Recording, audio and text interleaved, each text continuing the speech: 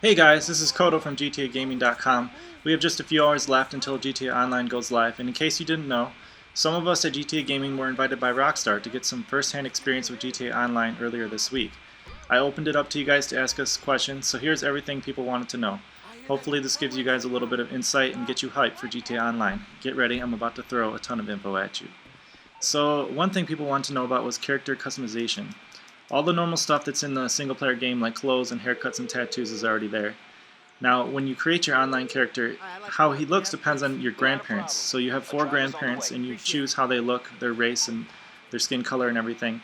And all 4 of those blend together to form how your character looks. Now also you choose your stats and you allocate.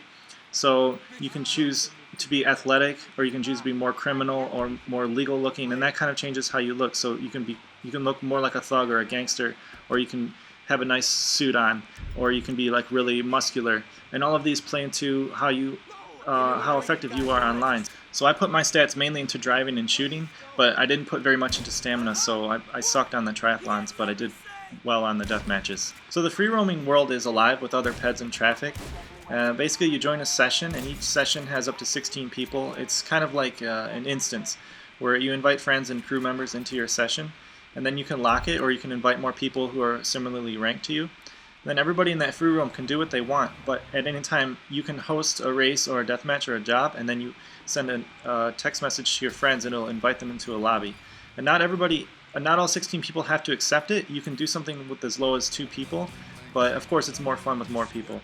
And a lot of people are concerned that 16 people is too small and they want 32. I really think that you need to just play it and try it out, and I think for this game, 16 really makes sense. It's a good limit here. Another cool thing about the matches is that after each match you do, your whole team can vote on the next game type, kind of like in Max Payne.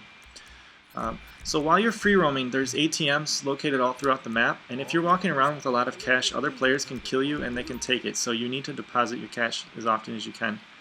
You can also share your cash with other players, and this is useful if you need to buy an apartment. You can pool your money together with your friends, and also if you're doing a job together, it promotes team play because whoever gets the score needs to share it with his friends, or else he won't be doing a job with them again. There are some other activities on the map that aren't in single player, such as arm wrestling. I found one. I didn't really get to see too many others, but I'm sure they're there. Other players are always marked on the map, so it's not really based on vicinity. You can see everybody. Normal players have a white dot, your friends have that white dot with a blue circle around it, and crew members have a white dot with a yellow circle. There's also a passive mode, so some people asked if they can go into free roam without being trolled and having their car blown up and stuff. So yeah, you can. You can pay $100 in in-game cash, and it's a small amount. It's the same amount you get for killing somebody. Then you enter passive mode where you're pretty much safe until you fire a weapon and become hostile again. So when you're starting out, another big way to build up your cash is through robbing liquor stores with your friends. A little bit different from single player. When you go in there, you point the gun at the shop owner, and there's an intimidation meter, so you can actually yell into the mic and scare him. It'll speed it up. I think you can also shoot around him. It'll make him give you the cash faster and give you a little bit more time to get away. Make sure that you're covering your guy in there, because sometimes there's shop assistants that'll kill your friend if you're not looking.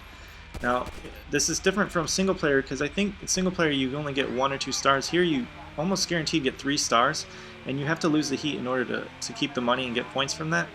So what I would do is take the car to a tunnel or on train tracks. That'll lose the helicopter, or you can try to have your passengers shoot the pilot out. One of the more fun aspects of getting away in online is there's a mini map now. So in your passenger, when he's riding with you, he can pull that up and he can set a waypoint while you're driving, and he can navigate you away from the cops. And you can also change the radio station. So some of the game types that are going to be available right away are racing and death matches, and then I think Capture the Flag is coming out soon. These are a good way to make cash. So if you get first place, you get between I think 4 and 5 grand. To start these, just find the marker on the free roam map or select it from your phone, and then your friends can enter that same marker on the map, or they can accept a text invite from you and they'll join the lobby. And the host has a lot of options about the match. He can choose traffic, the time of day, the map, the weather, etc. As far as missions go, missions are actually my favorite part of GTA Online and what truly separates it from GTA 4 and many other online games. Imagine doing the single player missions but with your friends in a party chat. That's kind of what it's like. So we did a couple of them where we had to go to a drug deal. Just make sure you play with people you trust and that can follow orders. Because what you want to do when you have everyone arrive, just get into position and do a coordinated assault and take the score. Even if some muscle has to stay back and hold off the enemies, as long as the score gets out, your whole team can get the money and the leader will share it with you. So if you play like a lone wolf, you're all likely to get killed, and trust me, it's a lot harder than single player. The enemies are more intense, the police are more intense, it's really no joke, so you really need to work together. A lot of people have been asking me how the ranking and money system works. So basically you start out at rank 0 with $0 and you have to grind your way up from there. And the money is completely separated from single player since it's a new character. And so when you complete certain actions, you get RP. It's kind of like in Red Dead, and this is done by robbing stores and losing the heat, killing people on free roam or in deathmatch, winning races, and completing missions. So the rank allows you to buy better weapons and ammunition, and also a nice feature is when you're in a lobby to do a game type, you can also buy ammo there too. So money is used to buy apartments.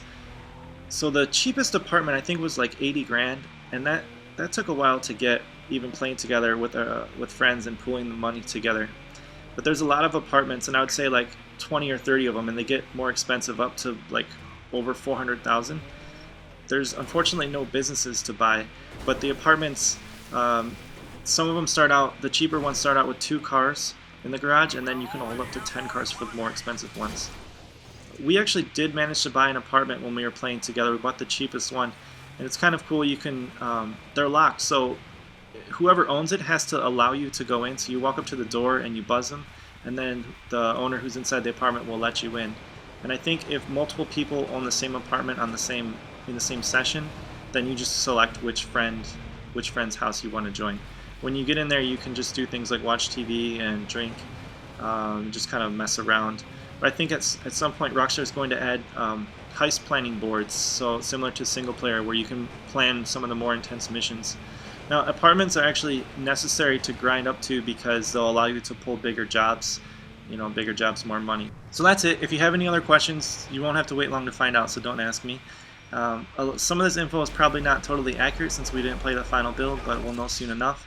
And if you like this video, go ahead and subscribe and keep an eye on GTAGaming.com, as we will be posting more videos and live streams of GTA Online gameplay. Peace.